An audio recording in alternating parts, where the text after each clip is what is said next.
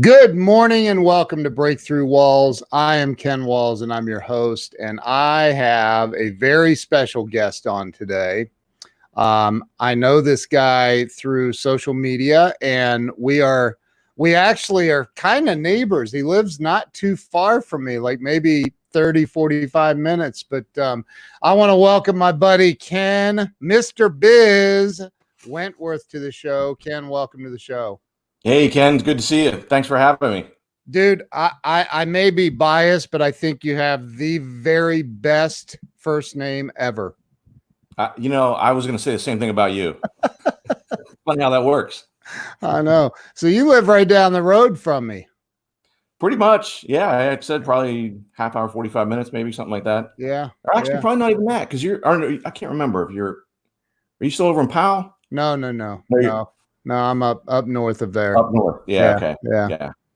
But so I started this show a couple of years ago now to help people have a breakthrough, because we all get stuck in life and don't know how to fix it, figure it out, work it out, whatever. And so this is about helping people break through the problems they're having in life. So let's start with you telling everybody where you were born and raised. I was born and raised in the booming metropolis of Mingo Junction, Ohio. So shout out to the Mingo Indians there, which our high school is not even in existence anymore. It's been consolidated with a sister school, but small steel mill town in Eastern Ohio, right along the border, about 35 minutes from Pittsburgh. Oh, wow. Born and raised there. First person in my family to go to college and all that. I went to the big city to come to Columbus to go to school at Capital University. Nice. But yeah, it was blue collar. I mean, it was pretty much the career path there, especially for men, was you graduated high school, you got into the mill, you worked in the mill for 40 years, and you retired. And that's how my grandfather, my dad, my uncles, everybody, that was just sort of the way of life. And I figured out pretty quickly. I'll tell you, it was funny. My dad snuck me into the mill when I was in 7th or 8th grade. Because, of course, when you're a little kid, you want to be what your dad is, right? So I'm like, yeah. I'm going to work in a mill. My dad snuck me into the mill and showed me how terrible it was. And I'm sure he showed me the bad part, the worst parts of it. But he was like, you see that guy over there? Do you want to do that for 40 years every single day of your life? So he was trying to encourage you to not do that. Right. Wow. Yeah. Yeah. Wow. Good. Go, Dad. That's awesome. Yeah. That's awesome. So you went to school over there, high school, all that, and then ended up at Capital University. Now that's pretty well known for a law school, though. Yeah. So my undergrad's in accounting. Went over there primarily from a sports perspective. Wasn't good enough to play Division I basketball, so I wanted to go over there. Yeah. But I loved it. I wanted to have a small private school. A lot of my friends were going to Ohio State, so I was close to them. I wanted a small school, but I wanted to be close to a big enough city to where I could do internships and things like that, which ended up being very fortuitous and very, very helpful for me, because I was able to do some internships while I was at Capital, which helped propel my career and all that good stuff. So ended up being a good decision for me. So after, and I assume you graduated college. I did. Yes. Okay. So after college, what'd you do after, and what was your degree? Was in accounting? It was in accounting. Yeah. And so again, great advice I got from the person I had an internship with. My original major was business administration, because I knew I wanted to do something in business, but I didn't know exactly what. Right. So I thought business administration is perfect, right? I'll take a little bit of everything. And he said, "That's awful. Don't do that." Who said that? This guy I had an internship with, Roger Lossing. I'm still connected with him. Helped me tremendously, because he said, "Here's what's going to happen. If you want to do something in business, go into accounting." And I'm like, I'm not, like, that's just too much for me. It's too much in the weeds, everything. He said, "No, you don't understand. Business administration, you'll be a jack of all trades, master of none." Right. So he said, and I remember this he said it very bluntly. He said, "So you're going to get out of school. You're not going to have enough accounting classes to get a job in accounting. You won't have enough to get a job in marketing, because you only take a couple classes. So you only take a couple classes of all these disciplines. So you won't have enough in any one to get a job in that discipline." He said, "So you know what you're going to do? you're going to be a manager at Payless Shoes. That's what you're going to do with your college degree.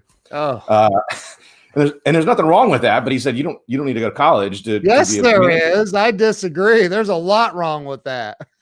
No, I'm saying he said, look, if you're going to go to college, you could become a manager at Payless without going to college. Don't waste your time going to college if that's what you want to do. Right. But if you're going to go to college, make sure that's something meaningful and you're going to be able to do something with your degree when you get out, not just, to take a job that you could, get otherwise. So, yeah, sure. So I changed to accounting reluctantly, but again, absolutely fantastic advice because he was exactly right. I got out of school, worked a couple years in accounting. Again, knew that really wasn't really the long-term path for me, but then used that to move into finance and then ran some operations groups, was an investment analyst, did all kind of different things, all because I had that good base of accounting behind me. And at some point while I was going through my career, went back, got my master's degree in financial management. And what management? Financial management. Okay. Jeez. Wow.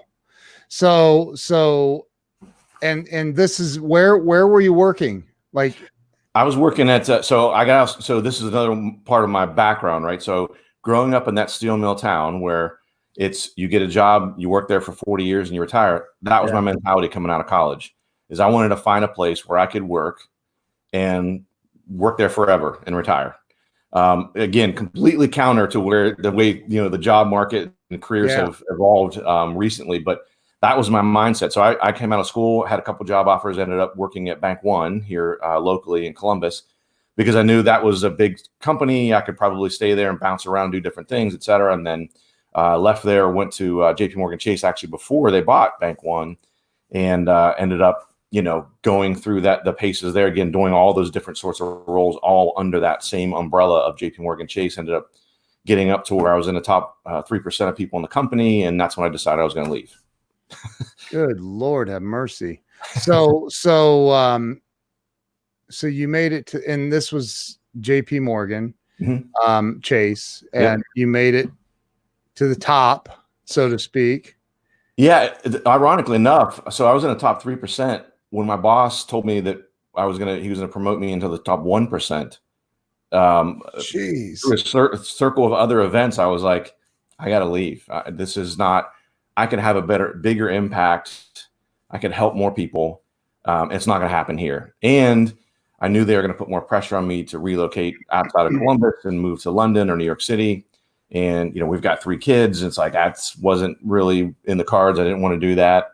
And so I decided at that point that I'm going to leave. So the next time I went back to New York, I sat down with my boss and I said, hey, I just want to let you know I'm going to resign. And he got up and he closed the door and he's like, that's not usually the conversation I have when I tell someone I'm going to the top 1% of the company, right? And so I explained to him my logic behind it. And I said, I'd had 2 revenue producing ideas and then that 3 or 4 month period right before that had been shelved because of some bureaucracy, red tape, et cetera. And it's like, I knew that was going to continue to happen. And so, it was just frustrating. And again, I was like, I know I've developed this expertise. I know I can help more people. And by the way, Ken, I didn't even know what I do now was a thing because I was so ingrained in the corporate world. So I didn't even know what a fractional CFO was or anything like that. So, wow.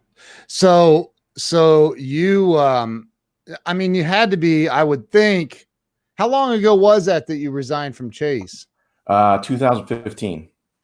You had to be way into 6 figures. Oh yeah. Yeah. They paid me well. And I have nothing bad to say. The company was fantastic with me. And even when I exited, he kept me around. My boss kept me around. I said, well, I told him, I said, I don't even know what to do next. So I'll stick around as long as you need till you find a replacement. That was in March. And I ended up not leaving. I resigned effective December 1st. He kept me around. I got to the point where I was doing absolutely nothing. And I kept telling him, but I couldn't move forward and do anything because of my fiduciary relationship ties to JPMorgan. Yeah. And so it was actually getting frustrating for me. Well, he was keeping me around so he could pay me a bonus, which he didn't tell me that. Wow. Yeah. So complete opposite of what you typically hear from the big companies, right? And that's why he literally got a hold of me in the middle of November. And he said, so are you ready to resign? And I'm like, yeah, I've been ready to resign like 6 months, And he said, well, send me an email, a resignation, just made a couple sentences and make sure it's effective December 1st. And I'm like, That's oddly specific. As a matter of fact, I think it was even like that was a Sunday or something. Wow. So I'm like, that's really weird. Well, I had to be on the payroll on December 1st in order to receive a bonus. Dude. And so he didn't even tell me then. Wow. So the middle of January, he and I still communicated pretty often. And middle of January, my cell phone rings, and it's my old boss. I'm like, oh, I wonder what's going on. He said, hey, you're going to notice next week there's going to be a deposit in your account. I gave you a bonus for your contributions. He said, it's not your normal size bonus, but you helped us so much, blah, blah, blah. And I'm like, are you kidding me? Like, this never happens, right? You never hear this kind of stuff happening. And not to mention, I've had some people on the show that talked about they left a 6-figure job and they, to go out and pursue. I mean, dude, most people that are making, I'm going to assume 250, 300 or so a year is got to be in the or so. I said or so. Right. Dude, that's a serious comfort level. I mean, it really is, right? Yeah, and the interesting part is I've always been very entrepreneurial, and so I always knew that I wanted to do my own thing at some point. But what happened was that was early in my career, and so I figured early on, I'm like, I got to get some experience, learn about the world, the business world, everything, right? And then I got to the point where my career accelerated so quickly that now I'm making a good bit of money. So now I have a huge income to replace, right? Whereas when I first started out, I wasn't making crap. It would have been easy to replace that income. So I got sort of over that hump very quickly. And that's like, well, geez, how can I replace this? Like, this is not good. But having been in that position for long enough, had accumulated some wealth and things like that to where, I had some cushion and all that kind of stuff to be able to finally get back over the hump again to where I could say, okay, I've got some reserves here that I can figure out what I'm going to do. And what did your wife say? Funny you should ask that, Ken. So when I decided she went and saw an attorney. So I left. So my boss was on the 48th floor, and I left his office. And on the elevator ride down, this is in Midtown Manhattan, Park Avenue. I had to leave the building for my next meeting. So in the elevator ride down from the 48th floor down to the ground floor, that's when I decided I was going to resign. And so I get to the airport that night. I'm at LaGuardia, called and told her, I said, Mark's going to put me up for managing director. She's like, oh my gosh. I should mention my wife's a nurse, complete non-business, person. And she said, oh my God, your hard work. That's fantastic. And I said, by the way, I'm going to leave. And she said, so, oh, your plane's leaving. You got to go. I'm like, no, I'm going to resign. Next time on the end of the phone, she said, did you get to the airport early? Have you been drinking? I said, no. And she said, well, how about you take a nap on the plane ride home? And let's talk about this when you get home, because something doesn't sound right here. So, and once I explained it to her when I got home, she said, what are you going to do? I said, I have no idea. I said, but I know I'll figure it out, Did she know you would figure it out? I think she did. Yeah. I mean, she was very supportive. She didn't hesitate whatsoever. She said, if that's what you need to do, do it. And I've been able to accomplish some things. I've was a competitive power lifter and broke some world records. And so I know I know a lot of people, I call it faking the funk. A lot of people talk the talk, don't walk the walk, right? Yeah. A lot of people say, man, I'm committed. And they're not really committed. I mean, they're 75% committed. I know what it's like, and I know what it takes to be truly all in committed on things. And I don't say that in a bragging way. I just mean, I knew that I had that in me from not only my business career, but from my athletic competitive career of making the necessary sacrifices to be successful. And so I knew that, and I draw upon those all the time, of the fact that I was able to break some world records, and even silly things like when I was a competitive powerlifter, they have weight classes, and you weigh in 24 hours ahead of time. I figured out really quickly that was a huge advantage. So let me figure out how to manipulate my weight the best I can. I got to the point where I lost 17 pounds in 24 hours one time making weight. What? Yeah. So how? It's ancient Chinese secret, Ken. Good Lord, 17 pounds in 24 hours? 24 hours. And I regularly would cut between about 12 to 14 pounds. But that particular time, I had to drop 17 in a day. But knowing that the discipline it takes to do that, and knowing that I had that and that I have been able to tap into that, I'm like, I know when I figure out what I'm going to do, I'm full steam ahead and I'm going to make it happen. I mean, I just knew it. I was all proud of dropping 29 pounds during 75 days. Holy crap, man. Well, it's temporary. It's temporary. It's all temporary, right? So it's water weight manipulation, because I weigh in, I have 24 hours to rehydrate and all that kind of stuff. So that's all part of the process. But, knowing that I have that in me and I can tap into that, I knew once I figured it out. Now, the question was, what was it going to be, right? I had to figure that out. What was I going to do next? So... And so you left JPMorgan Chase making $1 million a year. not quite that much. No, I'm kidding. Doing well. Way into six figures. We'll just leave it at that. Yeah. And you didn't even know what you were going to do. No. I was always entrepreneurial. Have you seen a psychologist for this problem? For my issues? I'm just playing. Yeah, so dude, that's incredible though, to walk away from such a high-paying job where you could literally spend 20 years there, retire a multimillionaire, and have a pretty decent existence on this planet. Yeah, one of the things I say all the time, Ken, is I am strategic to a fault. So I'm always thinking out 3 and 5 years. And I say to a fault because while it's good sometimes that I'm thinking that far out, it's to a fault because I'm so focused on that I trip over the curb that's right in front of me. Yeah.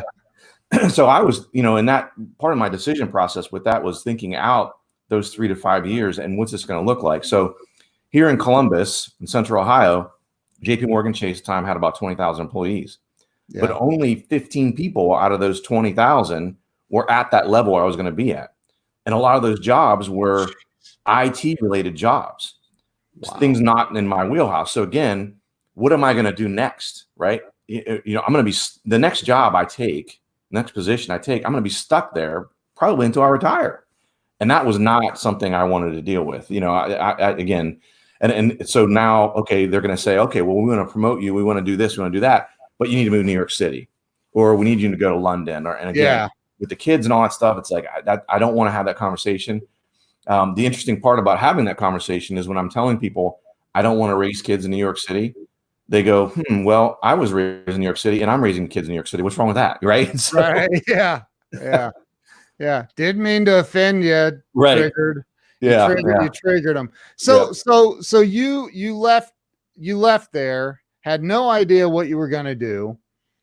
You didn't even have a business, like, man, I could sell hot dogs on the, like, nothing.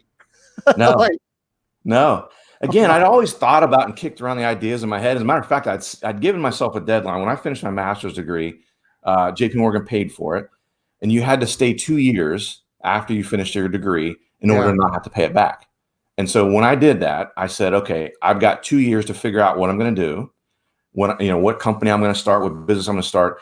And in 2 years, I'm going to leave. As soon as my time is up and I don't have to pay back for my master's degree, I'm going to leave. Well, the time was up in 2008. Well, as you know, right, the economic markets went upside down in 2008. Yeah. I had to do a lot of cool stuff. So I got tapped on the shoulder to say, we have a problem over here, fix this. Yeah. Oh, now we have a fire over here, go over and fix this. So it was super cool. I was doing all kind of cool stuff. So that I kind of put, leaving there on the back burner for 7 years until 2015 when I finally said, okay, enough's enough. Those two revenue generating ideas that got shelved, I'm like, okay, this is the writing on the wall. These are the signs I was looking for. Let's do this. Let's just make it happen. So you left there again. You didn't know what you were going to do. Yeah.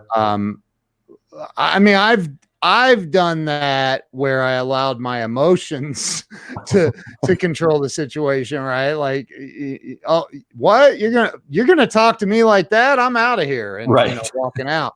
So, I don't think I've ever done anything as, I mean, you planned it. kinda, but you didn't know what you were going to do, and that is phenomenal. So my hat's off to you. what did you do? So you left there, and then what? What happened next? So I literally, it's interesting. I never really had a career mentor per se. I mean, I had some people I talked to here periodically, but so I was trying to figure out what I was going to do next, right? And so I ended up talking, a guy that trained with me, one of his friend's dad, who I never even met his friend. He's like, you got to talk to this guy. He's in commercial real estate, veteran, no name around Central Ohio, very well connected. You need to go talk to him. Well, this guy ends up basically becoming my mentor. Tremendous guy. And what we ended up doing was we sat down, and it sounds so logical now, but I'm very disappointed. Looking back now, I'm disappointed in myself that I didn't think of it beforehand, because it sounds so logical. But we went into a conference room in his office, and he had this giant whiteboard that was super wide, probably 10 feet wide. And he started on the left side of the whiteboard, and he said, "What was your first job?" And I'm like, "Okay, when I got out of school." And he said, No. The first thing you did that you got paid for. Like, okay. I honestly, this is going to date me, but I said I delivered newspapers. Yeah. He said, "Okay, give me 3 things you liked about delivering newspapers, and tell me 3 things you didn't like about it." Okay. What was the next job you had? Oh, well, I mowed lawns. Oh, well, 3 things, right? We went through every position I'd ever had in my entire career. Started on the left side and worked our way all the way over to the right side of this giant whiteboard. And then he gets done. He steps back and he's like, "Okay, so here, this is common. This is showing up. This is showing up. This, So he says, "Okay, simple. We need to find you a job where you do these 3 things and you don't do these 3 things." Wow. And I said, "Okay, well, what the heck is that?" Because again, I didn't even know, what a fractional CFO was. I had no idea. And he said, "Neither do I." Right. That's what a lot of people say, right? We're going to get to that. Yeah. So he said, "You need to be a CFO for like 6 or 8 businesses." And I said, "Well, how the heck do you do that? Like, being CFO for one business is a 70-hour-a-week job." Right. He said, "No, think about it. You're a small business owner, and you're really good at what you do. You're really good at plumbing, or you're really good at creating these widgets, manufacturing these widgets, but you don't have the business background. You don't have the financial background. And so that's limiting your business and your ability to be more profitable, more efficient, et cetera. And so you help them on a part-time basis. So they might not be large enough to where they need a full-time CFO, and they might not be able to afford a full-time CFO either. So you can come in with your 20 years of experience, and they could hire you on a part-time basis."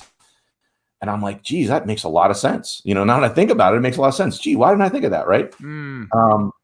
And we went through, so he said, "Go get 1 client and see if you like it," because he said it's going to be a big change for you, because your entire career has been all white collar, right? You're dealing with bankers, highly educated people, things like that. And he said, you are going to be dealing with, a lot of blue collar people in most situations. Now, again, going all the way back, thinking of my upbringing of steel mill town. I mean, blue collar is where I came from and what I am, so I'm like, I think I'll be fine.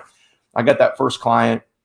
It was about maybe 2 weeks in. I'm driving home from the client, and it was just that aha moment, like it's like, honestly, it was like this. I know for sure this is what I'm on earth right now to do. Wow. Yeah. How did you, how do I put this? How did you convince your first client that they needed a part-time CFO? It was honestly, here's another funny thing. So I didn't even have a LinkedIn account.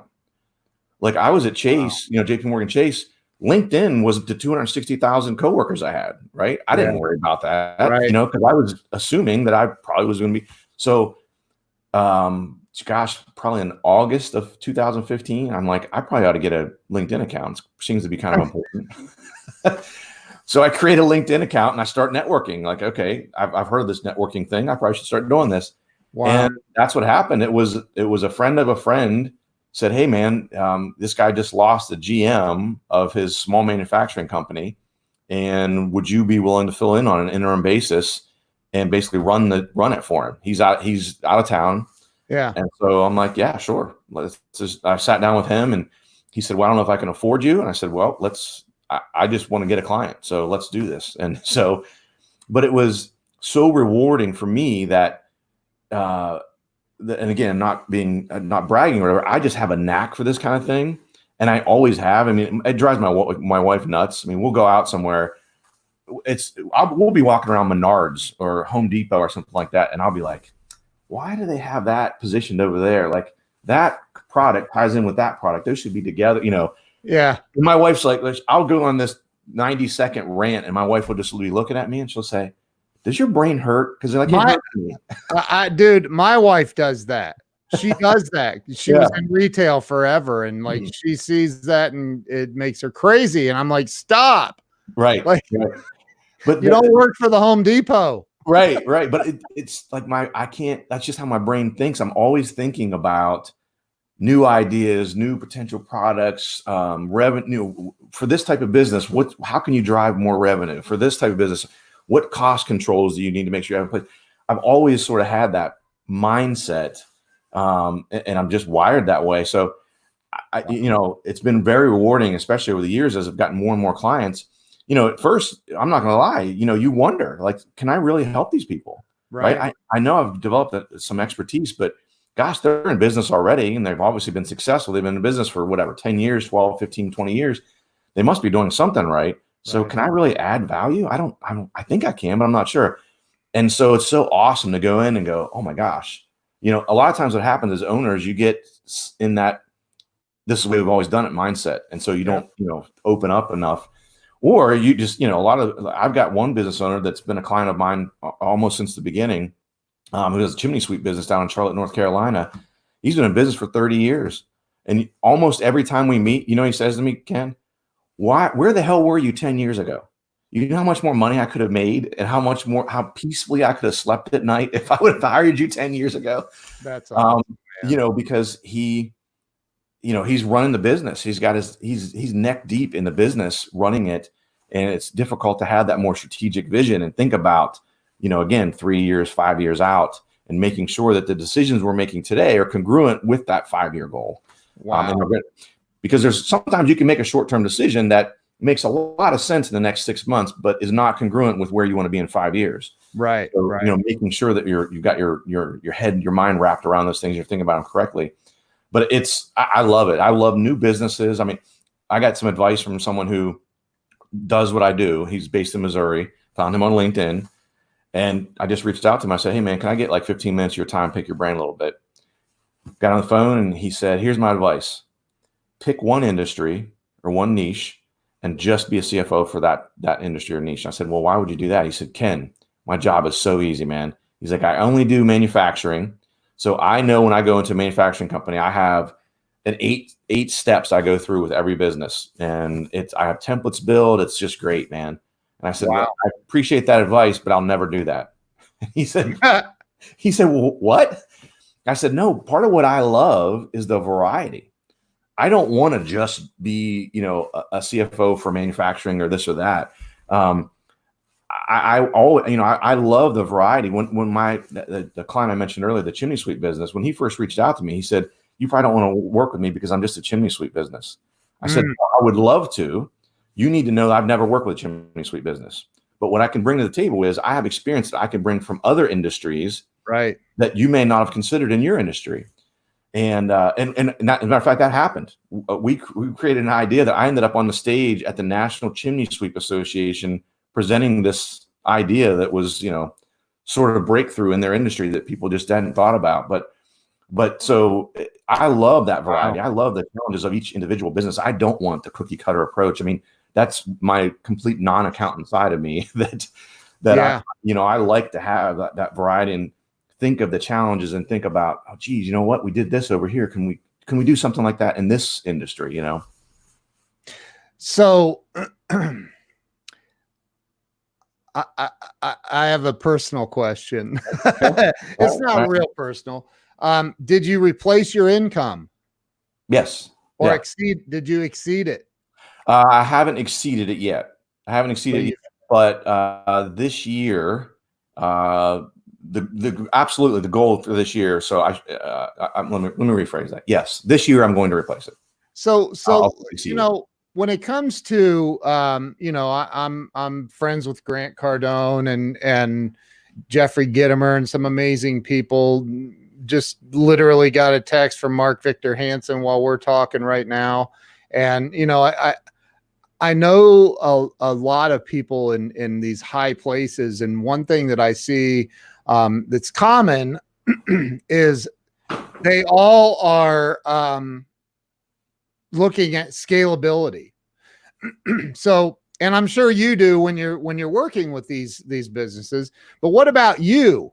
Because I've found myself personally where it's like, yeah, I want to scale to $100 million enterprise, right? But you know, sometimes you get so caught up in the weeds, of running your business or working in your business, that working on your business is very, very difficult at times. The marketing and the financial stuff and everything. So my question for you is, what about you in scaling your business? A, is it something you want to do? And B, is there a way to do it? Yeah, so I figured that out, thankfully, a couple of years ago. So, you know, working one-on-one with clients, obviously there's only 24 hours in a day. And so I can only take on so many clients, right? So I see very quickly, there's a limit to my upside there, right? And as well as while that was happening, is I had businesses that were smaller businesses that were coming to me that needed help. And I had to tell them, like, honestly, as your potential future CFO, I would tell you it's not a great financial decision for you right now because you don't have the revenue to support hiring someone like me. So kind of an awkward situation, right? But yeah, all right. But I want to be honest with them, right? And I'm like, you know, in the short term, it's going to be painful for you, but you know, we're gonna scale you, we're gonna grow and things like that. But so how can I help those businesses? How can I reach those businesses, scale my time, right, and make it very affordable for them? So what does that look like? And so started trying to figure out how the heck can I do that? And so I helped a couple businesses for free, and you know, that doesn't pay so well. And so trying to figure out how I could do that. And so what I came up with was a continuity model, basically a fancy way of saying a membership, right? An online membership. So that's what Mr. Biz Solutions is. We do Zoom sessions. So I come on and I got the idea from Frank Kern. Frank Kern has an inner circle that is a continuity program. And, you know, I modeled a lot of what Mr. Biz Solutions is off of Frank Kern's model. And so it enables me to scale my time. And the idea was to have sort of one-stop shopping for business owners. And I won't go too far into the weeds on that. I know I don't want to make it sound like an infomercial or whatever, but the idea was to have like a one-stop shop for business owners. So I come on and do Zoom sessions every month. I have a website guy, I have a marketing guy, I have a sales growth guy, I have an attorney. So they come on and do individual Zoom sessions as well. So any business owner that's part of Mr. Biz Solutions can come on and get those questions answered. But that was one way to scale. And the other thing I started to develop an online course. So I developed a 5-week online course called Pathway to Profits. It was the same thing that the material is evergreen. We cover a different topic every week. And, you know, I could scale the heck out of that. It takes a limited, once you create all the content, which obviously there's a lot of heavy lifting involved there, it enables you to, you know, scale the heck out of your business. And so those are the two main ways that I'm, you know, kind of scaling my business. And I can be more, as those are scaling up, I can be much more selective, which I am pretty selective as it is, but with my one-on-one clients. Wow, dude, that's awesome, man. That's actually brilliant. So, and it's necessary. Here, you want to hear something terrible about your marketing? Do it. Tell me. I had no idea. Okay. And we're friends. Yeah. That's not good.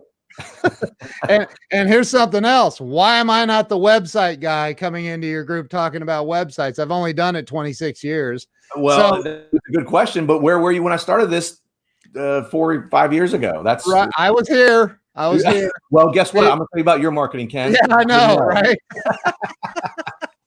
I love it, man. So that's awesome. Touche.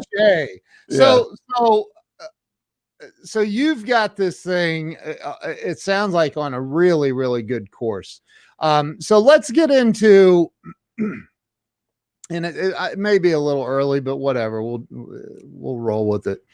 I have had some amazing people come on and answer this question. And you are in the thick of it. So, a lot of entrepreneurs and small business owners watch this show. And, I want to know, in your opinion, in your experience thus far in the small business world, what do you think it is? What's the number one thing that holds people back from massive success in their, not just their business, but in life in general? It's in between their ears. It's in between their ears. Some of it is what I mentioned earlier, is I call it faking the funk. They fake the funk. They say they're committed, but they're not really committed. They don't use what I call consistent perseverance. That inevitable, get knocked down 7 times and get up 8. Not enough people have that in them. And so, I mentor people, and I know you can appreciate this as well, Ken. I'm sure you would agree. There are people who want to be entrepreneurs, and I can tell they don't have the right mindset for it. And I tell them, like, look, I'm a truth teller, so be careful with the questions you ask. Right. And I'm just honest with them. There's others that I say, you have it. Let's go. Like, let's make it happen. Jump off that cliff and we'll figure it out. We'll the plane on the way down. Right. But there's others that I can tell they don't have that mentality. And so they're likely not going to be successful as an entrepreneur because they don't have that. And that is number one absolute requirement in my mind of an entrepreneur, because I don't care how successful you are. I don't care how smart you are. You are going to get knocked down, and you're going to get knocked down a lot. You're going to make mistakes. What's your mindset? How does that affect you? Right? Are you balled up underneath your desk in a fetal position for a week, bawling your eyes out? Or do you get ticked off and use it for fuel? Right? Well, hey, do you have cameras in my office or something? But it's that, that quote, I think it was Einstein, they asked him a long time ago about, when he was inventing the light bulb. And they said, it took him, 1,000 times. And they said, why didn't you get discouraged? And he said, I found 999 ways it didn't work. Yeah, it was who invented it wasn't Einstein that invented the light bulb. It was oh my God, now I can't. Couple of geniuses here. Yeah. I didn't say I was historical. I get the point. Yeah. The point is, you have to take that fuel. I mean, look, all these people that we deem in society as successful. Yeah. The Oprah Winfrey was told that she'd never make it in TV. Yep. Right. She said, screw that. I'm going to make it in TV. That's right. Howard Schultz, CEO of Starbucks, was turned down supposedly by 120 different lenders. Said, that's a terrible idea. People never pay. Edison. Yes. Thank you. Thomas Edison, not Thomas Edison. Yes. Wrong E. There's wrong E. I'm not a historical genius. That's for sure. I just proved that. But all these people have been knocked down. Bill Gates was turned down 50 some times with trying to develop Microsoft. I mean, but they continue to get up because they knew they had the passion. They knew it, right? Yes. Chumbawamba. Absolutely. Tub thumping, right? I did knock down. That's right. But it doesn't matter how successful you are, you're going to get knocked down. And so do you have the right mindset? And look, some of those knockdowns hurt, but you got to, clean up your skinned knee and get back on a horse. And if you don't have that mindset, long-term, you're not going to be successful. I mean, it's a little bit of harsh reality, but that's my thought. So most of it is up here. And even the people who I mentioned that I mentor now that have the right mindset, but they're too afraid to take that leap. It's still that's limiting them. Yep. Because they don't have the confidence. They don't see how brilliant they are. They don't see that they have that. And I think that anybody watching this would agree. I agree with you, but my question for you is this: I've owned businesses for the better part of my adult life, and I don't know how you did it with corporate America. My wife was the global VP of marketing for 2 different ginormous companies and has sat in the boardrooms and all. And I That's not me, dude. I am just not that guy. Like, Yeah. seriously. But, you know, I think that there's a lot of people get knocked down. And I have been knocked down. I've read your book. Yeah, I've had people dig the hole for me to shove me into, right? Right. So like, how do you condition your mind if somebody is in that position? Because there's plenty of people that start businesses or are entrepreneurs that fall into the hole and they just don't know how. And you know, there's all these sayings: if you find yourself in the bottom of a hole, stop digging, and blah blah. That's cute, but the reality is you don't realize you're digging, maybe, right? Right. How do Absolutely. you get somebody to have a mindset shift? Because so far, that's what you're saying is it's all between your ears. And I don't disagree. I agree 100%. But how do you get them to have that mindset shift? You know, honestly, Ken, I almost feel like that is a difficult characteristic to learn. I almost feel like to some degree, you're born with it, or you have it or you don't. You're born with it, or you don't have it. You're not born with it. You might have it and you can develop it. So maybe you're at a 50 on a scale of 1 to 100, and you can get to, develop it to a 70 or an 80.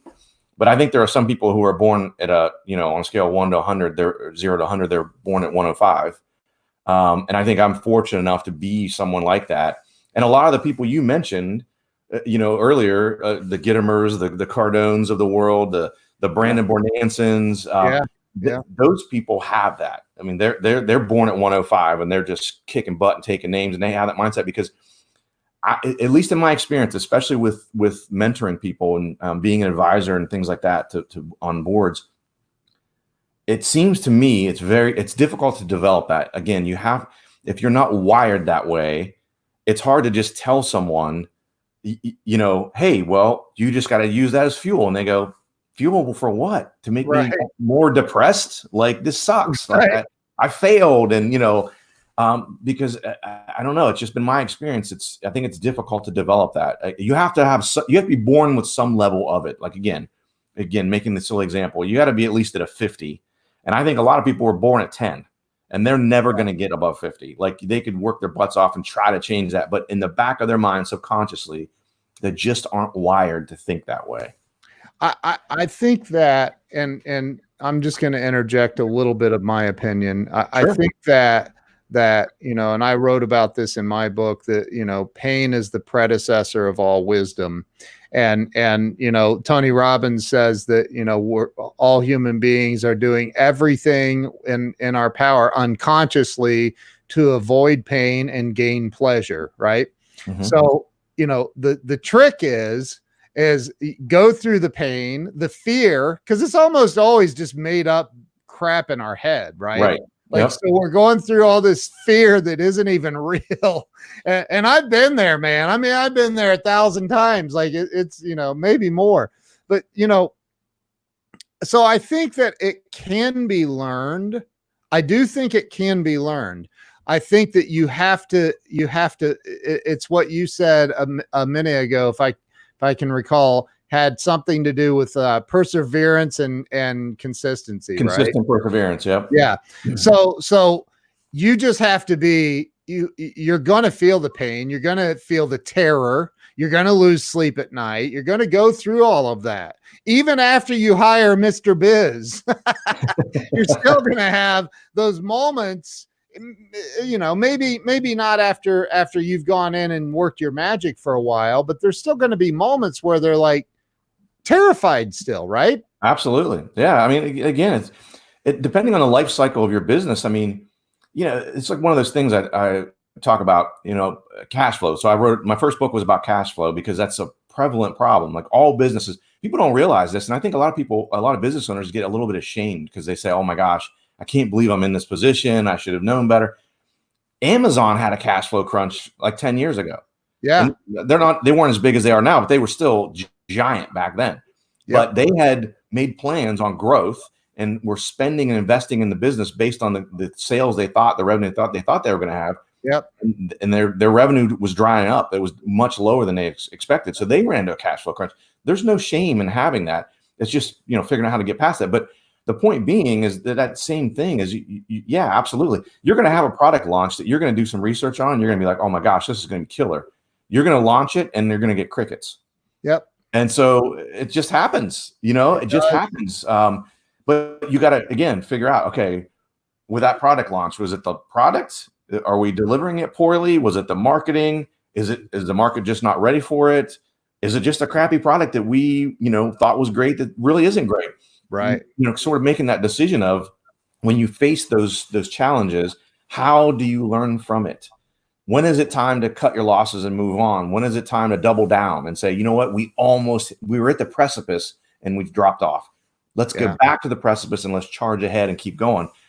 But that consistent perseverance, I use that all the time, that phrase, because it's so important in everything. I mean, not just in your business life, in your personal life, in your, in your marriage. Your wife's my wife gets mad at me about things, right? I mean, I can't just say, oh, well, my wife hates me.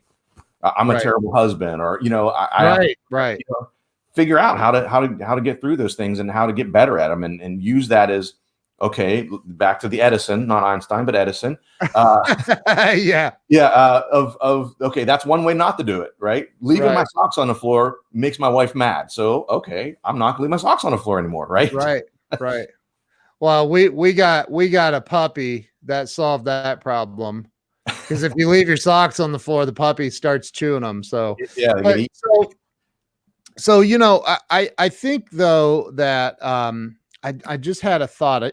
I need to start writing stuff down, but the cash flow thing that you talk about, I know of a friend that has $100 million a year company, 100+ million.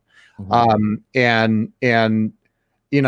One time this dude told me a story about being maxed out on his 5 credit cards, and was $400,000 in debt on credit cards, putting payroll on his credit cards, right? Oh. And had filed bankruptcy prior to this, and here he was back in a position, but he kept showing up. And it's just like marriage, man. Sometimes you and your wife can just almost hate each other, but you just keep showing up, right? Like, I don't mean hate each other, but there's times where you just have to, like, you gotta just hang in there, man. You get through it. And now, this individual I'm speaking of has, $100+ million a year company, and his children and grandchildren will never have to worry about money. So, but he didn't give up. He kept showing up. No matter what, he kept showing up. Yeah. And perseverance. That's it, man. It's you gotta, and it has to be, I think there's I think you'd agree with this. There's something fundamentally wrong with a person like that emotionally or mentally. Like I'm just going to put myself through unbelievable mental and emotional abuse. Yeah. And sometimes you don't even know what the goal is. Right. Yeah. Yeah. And it's funny. And I'm sure you've experienced this too. I know, again, after having read your book and knowing some of your backstory, is I'm sure you have friends that are not entrepreneur, don't have the entrepreneurial brain, and they look at you and they go, what the heck are you doing? Like, this is crazy. They're the types that say, I am the corporate person. I want that nice, safe paycheck every 2 weeks. I can't even imagine like having to go out and sell and having to find clients and having to, figure out marketing and all that kind of stuff. Whereas I look at that and I go, oh man, this is a new challenge. Right. Let's do this, man. So for somebody that's I don't know if you heard me tell this story or not, but I had a one day, and it was I don't know, maybe a year or two after my wife and I had met, and we had a baby and all that, and I had 4 or 5 employees, and one day in our new office, one day this employee walks in, he goes, hey boss. And I go, yeah. And he goes, and I'm in a meeting. He goes, there's some dude, are on the phone. There's some dude looking in the windows of your SUV. And I go, well, I'm on the, tell him to get the hell out of here. Right. What, and he's like, well, I would, but he has it blocked with his tow truck. I'm like, oh God, no.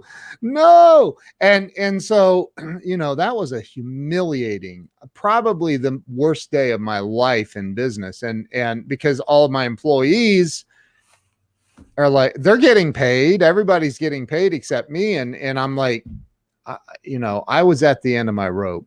And I think that there's a lot of people that get there and they feel absolute desperation and hopelessness and all of that stuff. What do you say to somebody that would call you up and say, Ken, I've done everything I know how to do. I'm dying here, man. My car was repoed. My electric's being shut off. I've done everything I know what to do. What do you say to that person in that moment to help get them over the hump and to push forward? Yeah, I mean, at that point, as a matter of fact, I got a client I just started working with yesterday that's kind of not quite that extreme, but he's kind of in that boat. Yeah. It's funny you even mentioned that story. I know that was in your book, but we had almost that exact type scenario. He and I were talking, and we met before his employees were showing up. And literally, I'm in the middle of telling him something. He goes, hey, by the way, my employees are going to start showing up. Let's not talk about how we're struggling. Because I don't want my employees getting nervous and, start looking for another job and thinking we're going to go bankrupt. Or that's a legitimate fear, man. Right. Well, yeah, because think about it. I mean, he's struggling as it is. Yeah. And if the employees start to think, man, I might not have a job, they start looking, then he loses his resource. Right. Now he's really screwed. Right. Yeah. But no, I think, what we do is we sat down and we went through everything. Okay, what's working and what's not. And frankly, some of it was, okay, we're not going to do these services anymore. They are not profitable. We cannot do them. We cannot price them and be competitive in the marketplace. Because of the overhead, a variety of different things we have, these particular products are unprofitable for us. We're just digging ourselves a giant, we're running in quicksand trying to make it with these products for right now. Because right now we just need money in the stinking door, right? We got to get some, put together a debt extinguishment plan. And so how do we do that? We need cash. We need money, right? So what are our most profitable? What are our highest margin products? Let's push the crap out of those. The answer isn't just, his whole thing was, he's like, well, I'm just going to raise my prices. I'm like, okay, but where are you versus your competitors? So again, not getting too far in the weeds on it, but for me, it's talking with that person and doing an overall evaluation of the business and where they're at mentally as well. Because again, it could be that person is, maybe they are just not cut out to be an entrepreneur, going back to that. Yeah. Or maybe they are, and they're just overwhelmed at that moment, because we all have our moments. I've had it myself where, I lost 2 clients at one point last year. One of them sort of graduated and need a full-time CFO. So I knew it was coming. Yeah. They were a large client, helped them find a full-time CFO, helped them interview, helped them select. And then right on top of that, lost my second biggest client. So all of a sudden, big drop in the revenue, right? It's like, holy crap. What is this? You know what I mean? So, and I was mad at myself because I hadn't developed enough of some of my other revenue streams to be able to have some balance. And so that was a big lesson for me, even to say, gosh, man, what the heck have I been doing? I've been focused so much. And honestly, I've been focused on too many different things at one time. But going back to that person in that distressed situation is just evaluating everything, the business as well as your mental outlook on things. And how do we make this work, right? What's not working? Let's get rid of that crap. What is working? There definitely have to be parts of the business that are working. Let's accentuate those. Let's really push those to get that money in the door, to start, paying down that debt, to keep your car, to keep making your house payment, all that kind of stuff. But again, sometimes I would say, I mean, I haven't run across it yet, but sometimes it might be this isn't your jam, right? Again, sometimes it's a harsh reality of, you might need to go back to the new client. He used to sell cars, and we're not, we're trudging ahead. And he's got a great business model. He's the avatar what I explained earlier of the people that I help most is that he's really good at what he does, but Right. he's not a business person. Right. And so he doesn't think of things that way. So, he's telling me we're talking about each of his products and services, and he just thinks of things on a gross basis. So, well, I have revenue and I pay a contractor this much, and so I make this much. I'm like, is this office space free? Right. Does your landlord let you stay here for free? What about all this equipment you have? Did they give you that for free? He wasn't considering all the administrative overhead, things like that. But so we had some simple fixes we can have with that. But a lot of that is, like I said, is really taking an evaluation of not only the business, but I think the person themselves as well. Sure. Wow, man. So I cannot believe we're at 56 minutes into this already. That went by like that. Yeah. Okay. So how much is it to get into your mentorship? I mean, I'm sure you have different levels. Is there a fixed price, or is there a? Yeah. The Mr. Biz Solutions is $199 a month. And you get access to me, live access a couple times a month, and then all these other experts as well. Jeez. $199 a month to like have access to a CFO. Yeah. Is it an attorney and www.mrbiz. I'm going to put a ticker across the bottom, solutions.com. Yep. Dude, that's awesome, man. So $199 a month, and they can be, and it includes these group coaching calls on Zoom or whatever. Yeah. Live Zoom, and we archive all of them. So a lot of times people say, oh, geez, I'm going to miss the attorney one this month. Well, no worries. You can pre-submit questions, and that's how we do the session. So typically each expert will cover a topic that's pertinent and timely in their area of expertise to start for the first 5-10 minutes of the Zoom. And then they answer questions that were pre-submitted. So that way, if you have a question, let's say, Ken, you were in and you had a legal question about intellectual property. You submitted ahead of time. You don't have to go through the whole Zoom when you watch it, the recording afterwards. The questions all get answered in the beginning. So you don't have to, muddle through all the other junk and listen to everyone else's questions and the live questions and things like that. So you pre-submit the questions and we answer them and all that kind of stuff. We have a private Facebook group. So, we help people in there, as well as a lot of the members help each other, hey, I'm having this problem. Has anyone else run into this? Oh, yeah, my gosh, I had that problem too. Here's what you need to do. Here's a great resource, that kind of thing. So, dude, that is awesome, man. That's awesome. I love it. I can't believe we've known each other now, what, about 6 months or a year? Yeah, something like that. Because of this guy right here. Yes, Mr. Alt. Yes. Jason Alt. My brother. So, man, it's been great to like get to know what you do and get to know you on a deeper level. We keep threatening to meet for lunch. Yes. And what's funny is I'm over in that area quite often, and I always forget you're over in that area. Yeah. Well, and I pop up your way usually about once a month. Do you really? Anyway. We got to get together, man. So Ken, I thank you for coming on and sharing some of your wisdom. So MrBizSolutions.com, is that the best place for everybody to start as far as following you and looking at your programs and all of that? Yeah. And we've got all our social media links on there too. So I do a ton of stuff. I share stuff on all the platforms, Twitter, LinkedIn, Instagram, Facebook, especially. At least 5 days a week. A lot of stuff on the weekends. I do a lot of videos. I do a lot of Facebook Lives. And then I take requests, right? I'm like Casey Kasem back in the day. Wow. I take requests. As far as someone will say, hey, you know what? Can you do a video about give me some tips on my invoicing? What are some things that I need to make sure that I have on my invoice? Things like that, technical things that can help with cash flow, things like that. And then I'll do a video on it and do a quick 4 or 5 minute video and do a Facebook Live and try to help people out with that too. I'm friends with Casey Kasem's daughter, Carrie. Oh yeah. Yeah. That's funny. She watches this once in a while. Yeah. So, that's cool, dude. I think that, first off, everybody watching this, if you have a business, or you're thinking about starting a business, or you have a side hustle business or anything, you should be following Ken and go over to MrBizSolutions.com, click on all of his social media and follow this cat, man, because he knows the free content. Eat up the free content. I got a YouTube channel. Just go search Mr. Biz on YouTube. I've got probably, I don't know, 100 videos out there. Tons of free stuff. That's awesome, man. What's before we go, one last tip for anybody struggling right now to help them get over the hump. Leave them with some words of fire here. Come on, man. Bring it.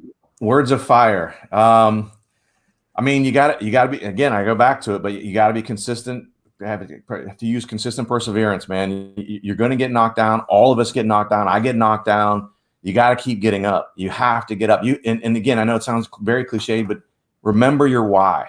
Whatever your why is, it should be sitting on your desk. It should be where you see it often to remember why you're doing it. Is it because you want to, leave a legacy for your children? Is it because you want to help your parents in retirement? I mean, whatever your why is, you got to make sure it's around you often, because when you hit those lulls, if you have that why, whether it's a picture of your family or, Steve Harvey was at GrowthCon last year, and he mentioned he's got essentially a vision board, but on a business card size thing, and he keeps it with him every day. He literally, Cardone was interviewing him, he pulled it out of his pocket. He said, this is it. This is my why. And so when I'm having tough times, I pull this card out and I look at it, and within about 20 seconds, I'm fire and brimstone, ready to kick some butt again, Yeah, dude, that's awesome, man. That was an incredible interview it was awesome. I didn't know a lot of Steve Harvey's backstory, so hearing that was awesome. Yeah, I had no idea. Yeah. Well, Ken, thank you, man. I appreciate you coming on and telling your story and sharing a lot of nuggets and wisdom. You're a good dude. Everybody, make sure you go follow this guy. So I appreciate you having me. It was awesome. Yeah, this was great. So we will see you guys, I think, here in the next day or two. So Ken, don't hang up on me. I'm going to end the live stream. Thank you to everyone who shared this out and spent time with us this morning. Have an awesome Tuesday. Is today Tuesday? Today is Tuesday. Yes. That daylight saving time got you. I know, man. I've adjusted pretty well actually this time. So yeah. All right, Ken. Thank you, man. I appreciate you. See you guys later. Appreciate it. All right.